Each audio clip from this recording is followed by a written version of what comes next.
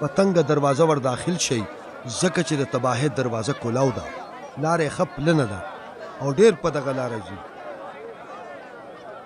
خو کومه دروازه چې د ژوند په لوري ده هغه وړه ده او لارې تنګه ده او د دې پیدا کوونکي هم لږ دي. د دروغجنو نبیانو نه خبردار شئ. داسې کسان چې د ګړو په شکل کې تاسو له راځي او په اصل کې هغه داړونکي شرمخان دي. تاسو باغي په خپله میوه وپېژنئ، ولې د ازغو جاړو بوټو نه څوک انګور یا د جاخو نه څوک انځر راشکولی شي څه. همدغه شان ښه ونه ښه میوه نیسي او د بدې ونې میوه بده وي. ښه ونه بده میوه نشي نیولی او بده ونه ښه میوه نشي نیولی. او کومه ونه چې ښه میوه نه نیسي هغه به پرې کړی شي او په اور کې به وغورځولی شي. ځکه زه ویم چې تاسو باغي په خپله میوه وپېژنئ. هر هغه څوک چې ما ته مالک وایي هغه به د اسمان په بادشاهۍ کې ور داخل نشي، خو صرف هغه کس چې زما د آسماني پلار په رضا کار کوي.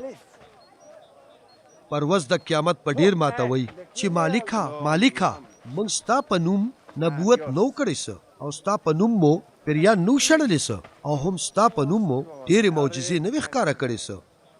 نو زه به هغې ته په ښکاره ووایم چې ما تاسو چرم نه یې پېژندلې. تاسو بېشرې خلک زما نه رک شئ.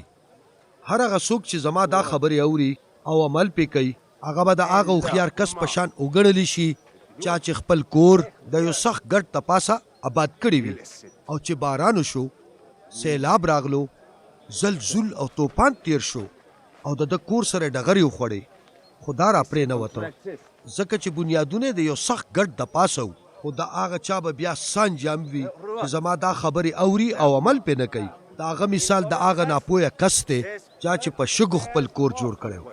باران وورېده، سیلاب راغلو، زلو طوفان تیر شو او د دغه کور سره ډغرې وخوړې او راویې غورځولو او بالکل یې تباه که.